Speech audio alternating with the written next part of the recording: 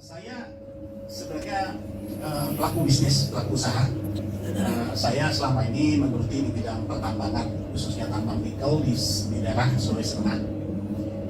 Dari sisi ilmu, insya Allah saya mengerti sekali mengenai masalah gelombang. Nah, dari apa yang saya geluti selama ini, baik waktu saya studi di luar sampai dengan saya balik ke Indonesia, saya masih terus menggunakan alat-alat yang menggunakan gelombang. Yang mana saya tidak tahu kegunaan, ada ternyata sisi kegunaan lain daripada gelombang tersebut. Ya, ini kita bicara gelombang frekuensi. Jadi ada kegunaan yang luar biasa dan dahsyat, yang semua karena Allah. Itu yang masuk dari program atau produk yang namanya Aitera Care. Nah, tetapi saya tidak membicarakan produk di sini. Yang saya bicarakan, kenapa sih gelombang terahertz ini itu apalagi namanya bisa mempunyai kegunaan bagi tubuh manusia, dan ini sudah masuk dalam jurnal-jurnal ilmiah yang ada, dan baru tahun 2022 ini yang betul-betul difokuskan. Memang di dunia, khususnya dalam beberapa jurnal yang masuk yang sudah saya pelajari, bahwa itu betul-betul dapat mendukung dari sisi kesehatan pemulihan. Ya. Jadi bukan lagi obat yang diminum, tetapi ini ada gelombang. Nah, gelombang apakah itu? Jadi saya terus terang aja, nah ini adalah gelombang terahertz. Nah, terahertz ini adalah gelombang elektromagnetik. Gelombang elektromagnetik inilah yang selama ini yang ada di dalam kehidupan kita. Nah, apa itu? Nah, kalau kita lihat, terahertz adalah unit ukur. Dia diukur itu secara frekuensi yang berkisar antara 1 triliun hertz. Jadi 1 triliun hertz. Nah, posisinya di mana? Apakah itu gelombang ini ada selama ini di dalam kehidupan kita sehari-hari? Oh ya, ada. Namanya gelombang frekuensi. Nah, ini posisi gelombangnya. Jadi yang saya geluti ilmunya tentang gelombang ini, nah posisi gelombang ini adanya di tengah-tengah dia. Dia kalau dihitung antara, mungkin sudah lihat ya, kita sering menggunakan radio, kita menggunakan microwave, ya, ada radar dan sebagainya. Ada gelombang infrared, ada gelombang yang visible, ada UV, ada gelombang X-ray. Dan ini semua gelombang yang selama ini ada dalam kehidupan kita. Nah, posisinya di mana gelombang-gelombang tersebut? Nah, posisi terahertz itu ada antara 100 GHz tepat sampai 10 terahertz. Jadi kalau kita hitung ya, kurang lebih sekitar di tengah-tengah. Jadi posisinya gelombang ini ada di tengah-tengah. Nah, ada gelombang yang photonics namanya, ada gelombang elektronik. Saya nggak jelasin secara ilmiah lah, karena mungkin Bapak dan Ibu ingin tahu secara umum lah ya mengenai masalah. Kalau saya jelaskan secara ilmiah, nanti pada bingung. Oke, saya masuk lagi. Nah, kalau dilihat di dunia ini sebenarnya gelombang ini sudah ada dan diteliti pada saat tahun 1950. Dulu dari tahun 1950, kalau pemerintah atau mungkin dari lembaga-lembaga institusi yang lain ingin mengetahui keberadaan mineral di suatu daerah, mereka gunakan remote sensing namanya.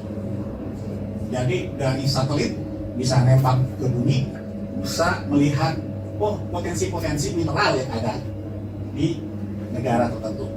Waktu itu saya tahun kurang lebih sekitar 2001, saya masuk dalam grup khusus untuk USGS, penelitian mengenai masalah geologi dan masalah kebumian waktu itu. Sehingga saya masuk dalam tim tersebut, saya meneliti di daerah Papua New Guinea. Mungkin Papua New Guinea itu perbatasan Indonesia dengan negara Papua New Guinea. Waktu itu saya di sana selama kurang lebih 6 bulan melakukan penelitian bersama dengan tim dari USGS. Dulu namanya adalah near millimeter. Ada juga nama sub millimeter, ada juga namanya extreme infrared. Nah, ini semuanya yang digunakan oleh para ilmuwan. Belum namanya terahertz, masih namanya ini tahun 1950 mereka temukan. Dan apa sih kelebihannya? Nah, ini salah satu kelebihan daripada gelombang terahertz. Dia bukan gelombang yang ionising atau dia non ionising. Nah, gelombang apa sih yang ionising dengan non ionising? Nah, kalau dilihat tadi, saya kembali ulang. Nah, ini dia.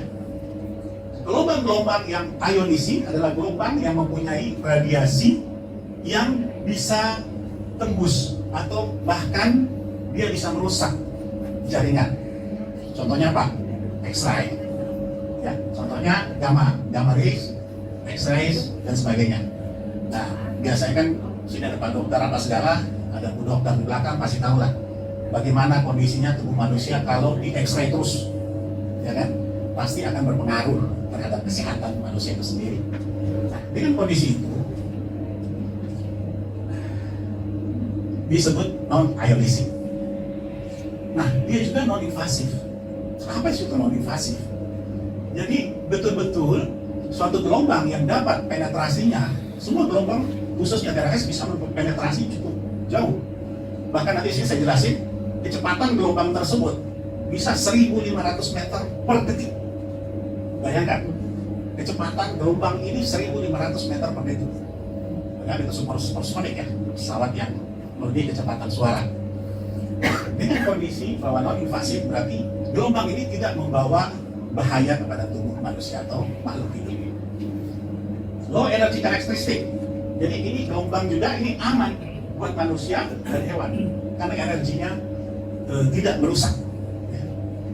Dia apakah gelombang ini punya radiasi? Ya ada radiasinya. Hanya radiasinya bukan radiasi yang ionising. Situ. Oke. Tadi saya sampaikan bahwa ini dapat menembus ke semua material. Nah itulah sehingga begitu frekuensi gelombang ini masuk, dia dapat menembus semua, bahkan baja, tembok, semuanya bisa ditembus. Nah itu bedanya tadi dengan X-ray, bahwa gelombang ini tidak mencederai manusia. Gelombang ini tidak merusak terhadap tubuh manusia. Disitulah. Ini yang saya pelajari, yang dimana dulu khusus untuk mineral. Nah, ini nanti saya akan cerita sebentar. Terakhir, saya akan cerita kenapa saya harus berdiri di sini, membela ini semacam produk yang cukup baik, ya, sehingga bisa saya mengakui bahwa ini adalah produk yang logik. Okay, next. Nah, penggunaan terahertz ini dari tahun 1980 sampai dengan sekarang ini sudah dilakukan khususnya untuk para ilmuwan luar angkasa, space scientist, gelombang spektrometer, submeter, penelitian atmosfer interstellar, jadi bisa mengukur jarak antar bintang. Jadi saya sudah jelasin tadi bahwa kecepatan suara frekuensi 1.500 meter per detik itu kecepatannya, sehingga digunakan oleh para ahli, ya, khususnya. Nah ini tadi yang saya bilang remote sensing. Remote sensing itu sampai sekarang masih digunakan ilmuwan. Karena untuk melihat apa? Contohnya melihat vegetasi, melihat kontur bumi, melihat mineral yang ada dalam bumi. Dan ini apa sebabnya? Saintis dari Amerika yang saya pernah ngikutin di USGS, ini semua mineral di dunia ini mereka sudah tahu. Indonesia ini apa sebabnya diperebutkan oleh dunia? Karena mineral kita ini luar biasa. Kita ini bukan orang miskin, Indonesia ini. Amin. Kita ini adalah mempunyai aset yang kalau dijual ini nggak akan mungkin bisa ngalahin negara-negara lain. Kita ini orang kaya, Pak. Kenapa? Mineral kita luar biasa. Dari namanya rare earth, mineral langka, sampai dengan mineral-mineral yang sangat mempunyai kegunaan, sampai mineral yang berharga, kita punyai semua di Indonesia. Alhamdulillah, dari Papua sampai dengan Sumatera, saya sudah melakukan eksplorasi, khususnya menyangkut masalah mineral tersebut. Nah, ini ada mineral identification technology. Nah, mineral identification technology ini saya turun langsung di lapangan menggunakan peralatan yang namanya TeraSpec. Saya tidak tahu dulu ada namanya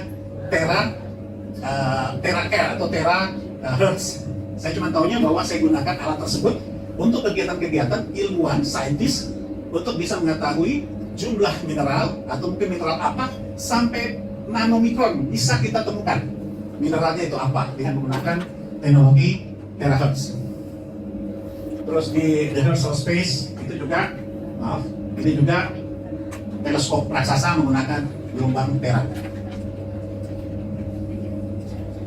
Nah, dibagi beberapa poin bahwa gelombang terahertz teknologi ini sudah digunakan untuk laboratory research, ya, digunakan juga untuk military dan homeland security, digunakan juga industrial non-destructive testing, dan sekarang masuk di healthcare. Kenapa bisa masuk? Ini semuanya udah masuk. Ternyata gelombang Terra ini luar biasa. Dari yang saya pelajari, dari khusus hanya untuk mineral, kok bisa sampai ke healthcare. Seperti itu. Nah, ini saya jelasin dulu. Saya meneliti mineral yang ada di Toli-Toli. Tahun kurang lebih tahun 2001-2002, saya melakukan eksplorasi tentang molybdenum, ya, MO kalau dalam istilah kimianya MO. Saya juga eksplorasi untuk abu atau emas. Waktu itu saya sudah menggunakan produk namanya TerraSpec. Nah, luar biasa. Dalam satu hari saya bisa meneliti 500 sampel batuan dalam hanya 8 jam. Saya bisa tahu semuanya mineral-mineral apa yang ada di dalam batuan tersebut. Karena apa? Menggunakan Terra, gelombang Terra. Dan ini yang saya lakukan selama ini hampir sampai dengan sekarang, sampai saya tahu ini bahwa ada kegunaan kesehatan lain yang ada di dalam gelombang Terra tersebut. Alhamdulillah, ini Allah kasih jalan. Jadi ini tim saya dengan orang Chili, kita survei sampai di Toli-Toli. Nah, kurang lebih 2 tahun kami melakukan eksplorasi. Nah, ini yang kita lakukan untuk melakukan pengecekan semua mineral. Karena apa? Kalau kita bawa 500 mineral, bawa ke laboratorium, satu contoh mineral itu biayanya hampir sekitar 700 sampai 800 ribu. Tapi dengan TerraSpec yang saya gunakan, 500 itu hanya kurang lebih sekitar 300 ribu rupiah. Kalau kita hitung-hitung ya, seperti itu. Sehingga kita bisa mendapatkan 500 sampel dalam satu hari. Akhirnya kita bisa menemukan, oh lokasi emasnya di mana posisinya. Ini menggunakan gelombang Terra. Ini salah satu kegunaannya. Di Colorado saya belajar tentang masalah frekuensi dan sebagainya. Kebetulan saya yang pertama kali memperkenalkan TerraSpec ini masuk ke Indonesia. Dan waktu itu yang mengambil produk TerraSpec ini saya ceritakan produk lainnya. Ini adalah PT Antam, Biomin, dan sebagainya mengambil produk ini untuk melakukan eksplorasi. Jadi eksplorasi yang harus dilakukan kurang lebih 2 tahun, saya bisa pangkas hanya 6 bulan kita selesaikan eksplorasinya. Sehingga alhamdulillah ini gelombang Terra ini punya makna yang luar biasa. Sehingga saya mengakui bahwa secara logik gelombang ini mempunyai keuntungan lain dalam sisi kehidupan kita. Nah, ini salah satu contoh. Untuk militer, bahkan untuk security, border, perbatasan negara dan sebagainya, juga menggunakan gelombang Terra. Untuk apa sih gelombang Terra itu? Bisa mendeteksi sebuah benda-benda yang tersembunyi. Jadi kalau mungkin di airport pernah lihat ya, kalau masuk cuma bunyi-bunyi pip-pip gitu biasa. Tapi kalau sekarang kan banyak senjata yang dari plastik, nggak mungkin bisa ketangkap dengan sound. Tapi ini dengan Terra, gelombang terahertz, mereka bisa dapatin sampai sekecil mungkin. Sampai ada pisau di sini dan sebagainya. Ini semua didapat dengan gelombang Terra. Seperti itu. Oke, terus kemudian juga untuk apalagi namanya kesehatan. Nah, inilah sehingga saya bisa berdiri di sini dengan kesibukan saya di dunia pertambangan, kesibukan saya di dunia penelitian. Saya bisa memajukan sini karena saya anggap bahwa ini gelombang yang luar biasa. Kenapa luar biasa? Karena dapat memberikan potensi untuk semua aspek kehidupan. Ya, untuk semua aspek kehidupan. Tadi sudah saya bilang ya, dari masalah lain, masalah remote sensing dan sebagainya. Nah, ini sehingga ada pertanyaan seperti ini. Apakah gelombang terakhir mempengaruhi fenomena kehidupan? Saya berdiri di sini karena saya 4 tahun kena masalah dengan pengapuran pada tulang belakang saya. Sehingga pada saat setiap saya sujud atau ruku, itu susah sekali. Saya cuma duduk, posisi saya duduk untuk sholat. Dan kalau Jumatan, saya selalu berpikir nih, waduh kalau ceramahnya panjang bahaya nih saya. Seperti itu. Jadi Jadi yang saya lakukan, apa sebenarnya saya itu karena memang ada masalah kecelakaan dulu, sehingga timbul ada pengakuran di tulang belakang saya, sehingga dia menekan saraf. Nah, sehingga saya dalam hal ini mencoba, kalau sesuatu hal yang bagus untuk manusia, kenapa saya tidak membagi kepada manusia lain seperti itu? Nah, ini semua yang saya ambil adalah jurnal ilmiah, bukan karena saya karang-karang atau gimana. Ini jurnal ilmiah. Pasti teman-teman saya sudah tahu lah, saya orang logik. Ya. Jurnal ilmiah ini dapatkan bahwa ada salah satu kolega saya di Jepang, namanya Hiromichi Hoshina dari Riken. Riken itu institusi untuk research di Jepang. Dia menemukan bahwa protein aktin, mungkin bapak dokter mungkin tahu lah di sini, ya, ibu dokter. Protein aktin ini dia memerankan peran penting dalam fungsi sel. Dengan adanya terahertz ini, protein aktin ini bisa dihidupkan, bisa diberikan semacam sinergi sehingga bisa melakukan apalagi regenerasi. Nah, ini satu hal yang luar biasa. Ini ada dia punya jurnal khusus untuk itu. Yang kedua, ini baru aja pada konferensi internasional untuk infrared, milimeter dan terahertz waves yang ke-47 di Kanada 2022, dianggap bahwa terahertz irradiation itu sinar, penyinaran terahertz bisa mengurangi kerusakan pada DNA, ya, dalam human cells. Nah, ini juga saya ambil satu dari pada jurnal ilmiah. Saya juga dapatkan bahwa dalam jurnal ilmiah tersebut ada dengan terahertz radiation, ini di Russian Academy of Science, ya, di Novosibirsk di Rusia, itu juga menemukan kegunaan dan keutamaan daripada gelombang terahertz. Nah, ini semua yang terakhir, ini satu perusahaan di Cina, Desang Teknologi, dia melakukan penelitian. Nanti mungkin Pak Benny, Pak Dokter mungkin akan jelasin. Ya. Dia melakukan penelitian yang cukup luar biasa tentang kegunaan daripada gelombang tera ini, sehingga masuklah menjadi satu produk yang khusus untuk kita. Nah, ini salah satunya gambaran saja, mungkin ini terlalu ilmiah. Jadi dari jurnal-jurnal yang didapatin, ini salah satu dengan melakukan radiation terhadap aktin filamen, itu dia bisa melakukan apalagi jadi dari yang jarang menjadi polymerization dengan depolymerization. Jadi sel-sel itu bisa dirapikan oleh gelombang tera tersebut. Ini salah satunya. Untuk molekular ini in vivo sama in vitro. Mungkin bapak-bapak yang biasa bekerja di bidang penelitian pasti tahu apa itu in vitro dan in vivo. Jadi di sini sudah dilakukan pengecekan dan semua yang ada function daripada filamen ini masuk ke sitoskeleton, masuk ke sitokinesis dan cell migration invasion.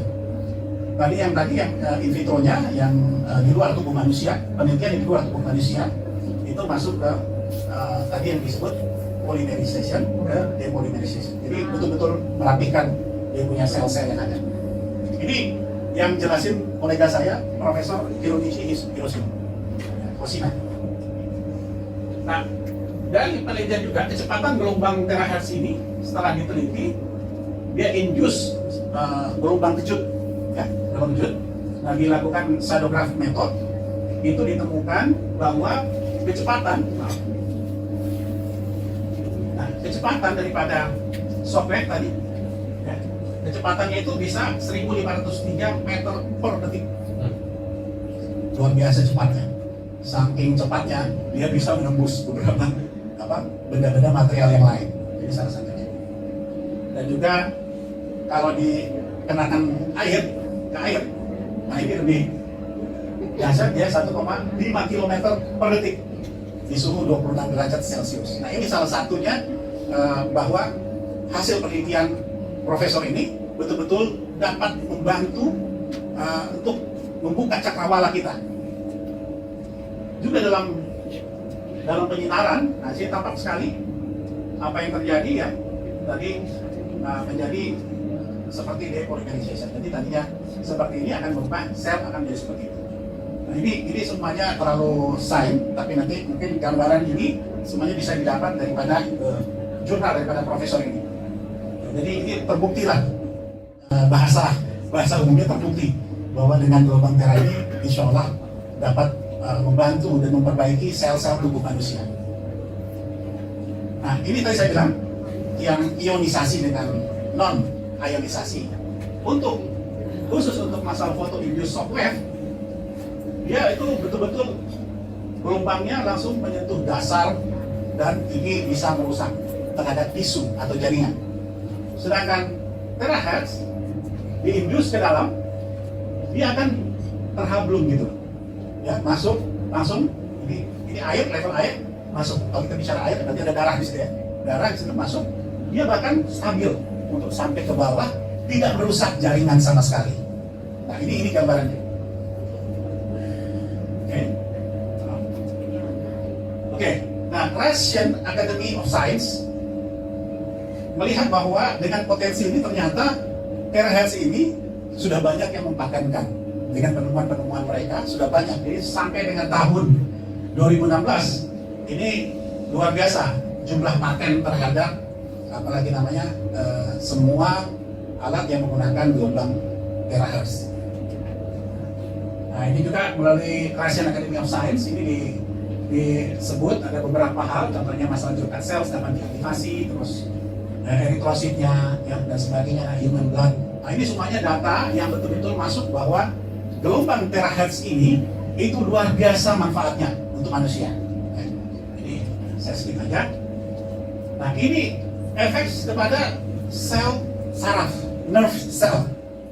Nah, efek itu cukup bagus sekali ya, sehingga bisa meningkatkan kayak ini, number of apoptotic cells increase ya. Nah, ini nanti mungkin ilmuwan-ilmuwan dokter mungkin tahu ya, nah, dan sebagainya. Nah, ini juga efek kepada skin cell. Nah, ini ya, ibu-ibu yang pengen cantik dan sebagainya ya, yang sudah ada kendor-kendor ribut-ribut. Insya Allah bisa memberikan potensi yang cukup baik untuk kulit. Nah, ada dia punya statement gitu. Dan ini yang melakukan statement ini adalah Russian Academy of Science. Nah ini saya lihat nanti saya simpulkan bahwa untuk terahertz ini banyak digunakan untuk medical imaging, biological genomic studies ya, untuk tubuh manusia dan sebagainya, security screening, pharmaceutical industry untuk masalah kosmetik dan sebagainya, terus industry quality control seperti saya bilang tadi ada teraspek dan sebagainya, dan atmospheric space study menghitung interstellar. Jadi jarak satu bintang ke bintang lain bisa dihitung dengan terahertz, di mana gelombang lain nggak bisa itu. Ya, gelombang-gelombang lain frekuensi lain nggak bisa itu. Nah, ini ada satu studi yang menarik. Sekarang saya mau tanya, setiap makhluk hidup punya frekuensi nggak? Iya. Ada nggak? Ada. Yang yakin angkat tangan. Oke. Alhamdulillah. Kalau kita yakini apalagi keesaan Allah itu insya Allah bahwa setiap makhluk hidup mempunyai frekuensi. Nah, kita bicara nih frekuensi tubuh manusia. Dr. Robert Baker, ini saya sandur daripada jurnal ilmiah, The Body Electric Principle. Tubuh manusia mempunyai frekuensi listrik yang dapat menentukan kesehatan orang tersebut. Baik. Dengan frekuensi tubuh manusia bisa mengetahui kesehatan orang. Nah, next, the Bruce Taino, tahun 92 dari Taino Technology di South University di Washington DC. Itu mempunyai pengecekan terhadap tubuh manusia rata-rata berkisar antara 62 sampai 68 Hz. Jadi mungkin ada yang pernah belajar tenaga energi prana, ya kan? Ada bilang ada tenaga energi, tenaga dalam, apa segala. Itu menggunakan frekuensi. Jadi dia ngambil frekuensi dan orang-orang tersebut yang mempunyai keahlian-keahlian ini terlatih seperti itu. Nah, sekarang kita lihat berdasarkan data dari Taino Technology, kalau frekuensi tubuh manusia 58 Hz, maka imun tubuh kita itu berkurang. Jadi kurang daripada 62 sampai 68 Hz, imun tubuh kita ternyata berkurang. 55 Hz, gejala flu dan pilek. Ini normal, kita semua sering terjadi seperti ini. Jadi begitu kena 55 Hz, itu gejala flu dan pilek. 50 Hz turun lagi, jadi kita punya frekuensi tubuh kita turun. Apa yang terjadi? Kita kena kandida, penyakit kulit. Ya. Kandida, Epstein-Barr syndrome, ya, herpes dan lain-lain. Tapi kalau kita sampai 50 Hz, dari hasil penelitian jurnal ilmiah, mereka katakan ini terjadi, ternyata terjadi penyakit kulit. Seperti itu. 42 Hz cancer. Nah, bayangkan dengan frekuensi yang kita bisa mengetahui penyakit manusia. Seperti itu. Nah, ini yang saya bilang, ada approach teknologi baru yang dilaksanakan atau dipionirkan oleh perusahaan China. Ya, ini dalamnya apa? Ini dari Desang Teknologi. Nanti akan dijelaskan oleh kolega-kolega saya. Jadi terakhir resonate, same frequency as normal human cell. Jadi beresonansi dengan sama dengan frekuensi daripada tubuh manusia. Nah, ini dikombinasikan dengan Western cytology teknologi dengan dikombinasikan dengan China teknologi. Nah, sehingga inilah masuk, sehingga mereka mencoba untuk masuk ke dunia. Mereka punya semacam principle terapi, ya, 5-in-1 namanya. Ada activate repair cells, tadi sudah saya jelasin tadi, dia bisa memperbaiki sel. Rapidly clear meridians, meridian tubuh manusia, ya, dari tengkuk atas sampai tulang belakang, ya, khususnya. Terus dia bisa mendetoxify lymphatic system. Jadi lymphatic system manusia itu bisa detox, dikeluarkan racun-racunnya. Dan juga mereka rapidly remove water retention. Ya, jadi masalah air, ya, yang retensi air. Dan rapidly improve blood microcirculation. Jadi memperlancar peredaran darah. Nah, dari sini semuanya kita bisa lihat orang yang sudah meninggal ratusan tahun yang lalu itu ternyata pernah menjelaskan tentang frekuensi, dan mereka punya quote sendiri yang mana kita semua tidak tahu bahwa ternyata mereka sudah melihat ke masa depan. Luar biasa, ya, bahwa contohnya ini Hippocrates, ya, Hippocrates itu bapak medisin dunia, ya. Dia bilang jika ada yang bisa memanaskan tulang, ya, maka semua penyakit insya Allah dapat disembuhkan. Ini Hippocrates yang bilang. Yang kedua, bicara menyangkut dengan kenal, ya? Yang kakek-kakek yang dikenal, ya, Albert Einstein, ya. Nah, dia bisa melihat bahwa obat-obatan masa depan, future medicine, adalah medicine of frequency, yaitu obat yang dari frekuensi. Ini terbukti ternyata. Ya, insya Allah dengan Bapak dan Ibu ada di sini, insya Allah apa yang kita harapkan, ya, semuanya terlaksana. Amin.